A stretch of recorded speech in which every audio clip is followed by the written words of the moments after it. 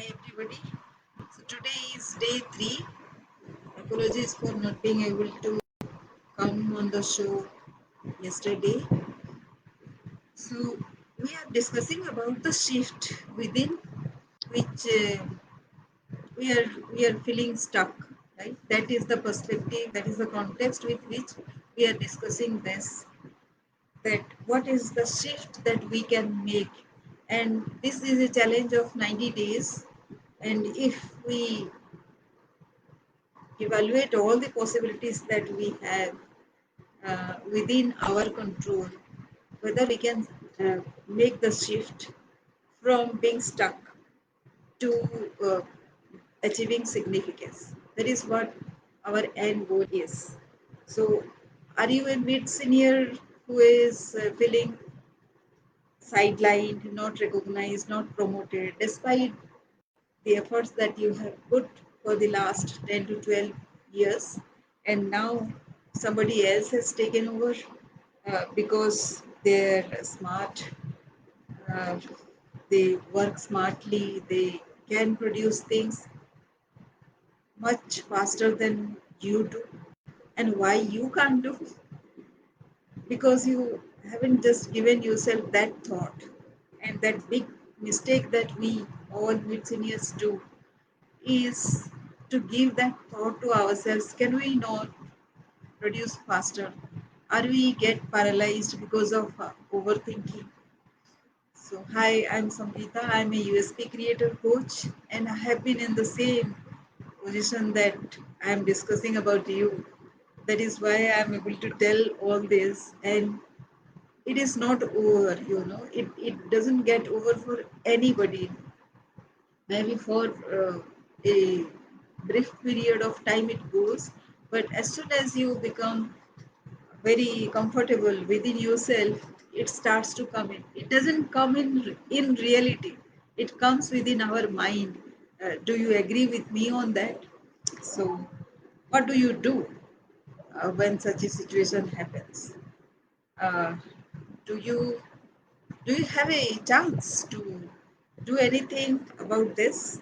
So today's shift, what we will be discussing is, um, let us do it with some examples.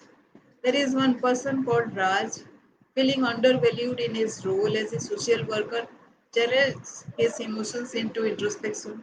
Recognizing his passion for education, he starts a free tutoring program for underprivileged children in his community.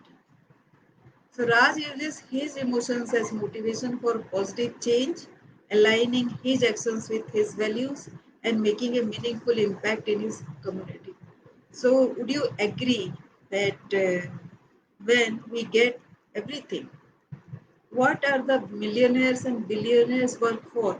They have got everything.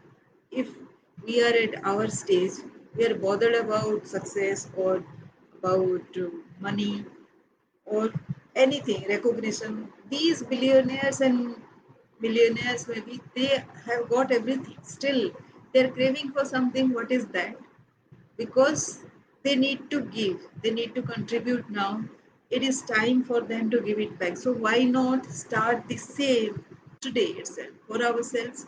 Because at our stage, we are already into that level. Why not give it back? So if they are giving in millions, giving back to the community in millions, can we not start giving in hundreds? Is that possible for you to give back? If not in terms of money, can you give it back in terms of your time? That is what we are discussing, and Raj did so.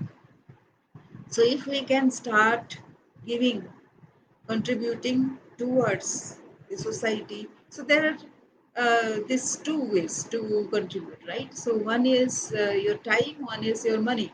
So which one you would like to contribute? Decide for yourself and start contributing in what way. At workplace, can you contribute in some way? So it will be like helping somebody in something, like uh, mm, preparing some documents, maybe helping them achieve something which they alone can take some more time, you can do that, right? So let us start having that frame of mind where we start contributing. The second is, here is another example. Priya, uncertain about her career direction in the development sector, seeks guidance from experienced professionals in her field.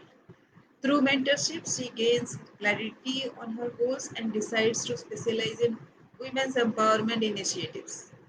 So the insight is Priya cultivates valuable relationships and makes decisions aligned with her values, finding purpose and direction in her career path.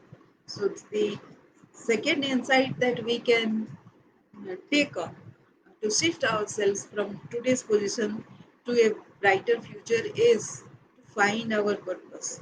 Most of the cases, for years, we struggle with whatever we are doing and still we cannot find purpose. So, here there are two things which come to my mind and which are the questions which I also face. Like, how do you find your purpose if you do not like your job? And somebody else has told that like whatever you do and do whatever you like. So we, what is true for yourself? Is it not easier to like whatever you do? Because in the first place, maybe this is one of the reason why you do not like, or you are feeling stagnated because you do not like your job. Is there something in that job which you like? Can you find out that small thing and start spending more time on that? This will give you a direction. Maybe initially it is not that prominent for yourself also, and for others.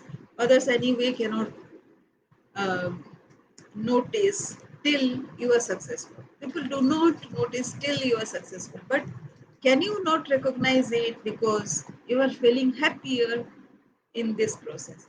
So this is the second um, point which can cause this shift. The third is, let us take another example. Anuj, feeling trapped in his role as government project manager, takes proactive steps to break free from stagnation.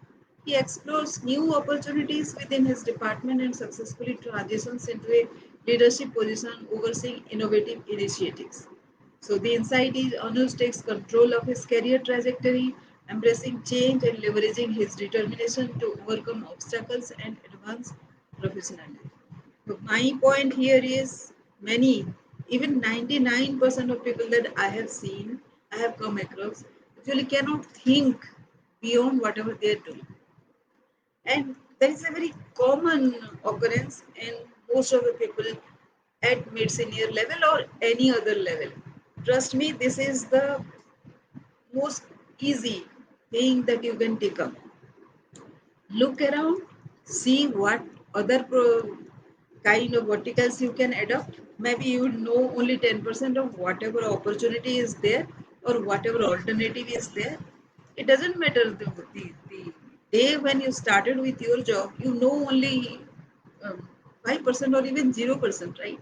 And you have reached here, and where you think that you have learned enough, you have contributed enough. So you can start with something else where your position, your prominence can be recognized because there is a need and people are in need of somebody taking over with experience. No, all the time you don't need some talent or extraordinariness. It is sometimes it is your dedication which matters. And if you can fit the bill, then nothing like it. People are looking for that in any case at any point of time, even if they have brilliant minds. Everybody needs somebody to execute. Are you that person? So this is the third shift you can take. The fourth shift will be, let us take another example. Sania, experiencing burnout from her high stress role in NGO management, prioritizes self-care and skill development. She incorporates yoga and meditation into her routine and enrolls in a course on fundraising strategies to enhance her capability. Inside is Sania channels her passion into personal growth, actively seeking opportunities to expand her skills and reignite her professional enthusiasm. Fundraising is a very, very rare kind of skill, and it doesn't come to anybody from the first day. Of course, there are people who can talk very well, brilliantly, without giving away anything. Have you seen such person? They can talk for 2 hours non-stop without giving away any information. But at the other side, those people are enthralled. They are active.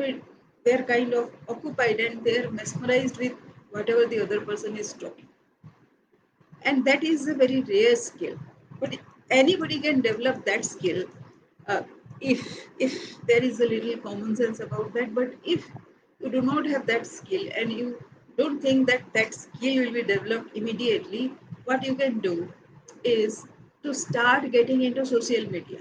That is what I do, because I'm a very introvert kind of person, and I cannot in any way, for 2 hours I cannot speak without giving away anything. And when you give away information, actually your conversation starts being boring. Have you realized that? So, in order to avoid that, don't give any gyan to anybody. Just start thinking about how you can develop your skill into anything. And the easiest way to do is to get into social media and start uh, writing something or repost something, or put your thoughts of one line, two lines into something that somebody else has posted, but something inside you ignites and you write down something. It will attract a lot of readers, because people are not patient enough to read a whole lot of mm, articles, but your insights in 2 lines will attract them, and that will give them the required gyan that they require, right? So you can do that, and that way your network increases. And if you get to my LinkedIn profile, you can see that already I have achieved 30,000. I actually remove people from my connections so as to bring in new people. And what do I do with those people who are already my friends? I take them into a group, LinkedIn group. It's possible to have a LinkedIn group as well, and people can come reading your comments into that group, so you can nurture whether they, it is not required that all the friends will be into that group. Even second connection, third connection also can come to the group without knowing you. They are knowing what you are writing, that better, and they don't bother initially as to who you are, but your thoughts are very important to them. So at the end, what do you want? You want people to change, right? First, and then establishing your identity as that person who can consistently produce such kind of insights in 2 lines. Can you start being that person? Don't worry about the very insightful gyan that you'll be giving. You can start with anything. I bet that everybody feels something when they see a post or a picture or something. Whatever your feelings are, you can put that down. And if it is not kind of insulting to anybody, it's okay, right? It's your thought, it's your opinion, and it works.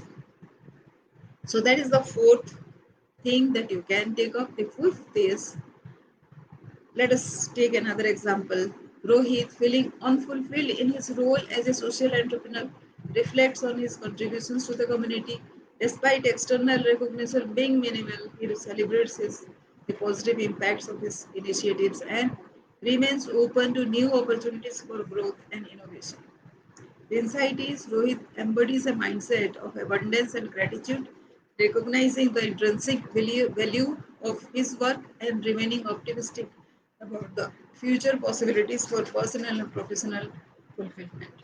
So, here is what I would say: a fighter and a person very focused on the end result will not bother what is happening to him or her right now.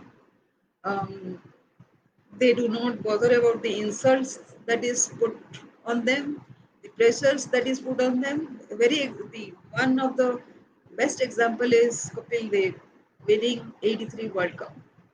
So he came from nowhere, right? He came from a very um, modest background, and nobody could. Although he was a brilliant bowler, but given the Indian circumstances with which he has to struggle. Even in bowling, because of the Indian pitches, the pitches are such that it doesn't support any fast bowling of his type, and he struggled a lot. And he is nowadays everything is suited for the bowler, right? Even, at least in the home pitch, there was nothing in the home pitch during his time. And besides that, the moment he won the 83 World Cup, he came to the limelight in such a way that everybody was there to criticize him all the while. But before that, when he won the World Cup, it became like everyday affair. Nowadays, cricket has come to this stage because of Kapil Dev. Who recognized that? But does he care? Whether you care or not, his contribution it is immortal, right? So you don't have to bother about what others are saying, what the external validation is happening. It still is important, but you have to recognize yourself as that kind of contributor. Do you picturize yourself as that contributor who who is doing something unparalleled and very very distinct? Do you picturize yourself like that? That is the shift that I am talking about. And if you like this video today, then please comment below the video, and in the video itself there is a link which will take you to book a call with me for free, one-to-one call, where we can discover that hidden talent that you have. Thank you for watching.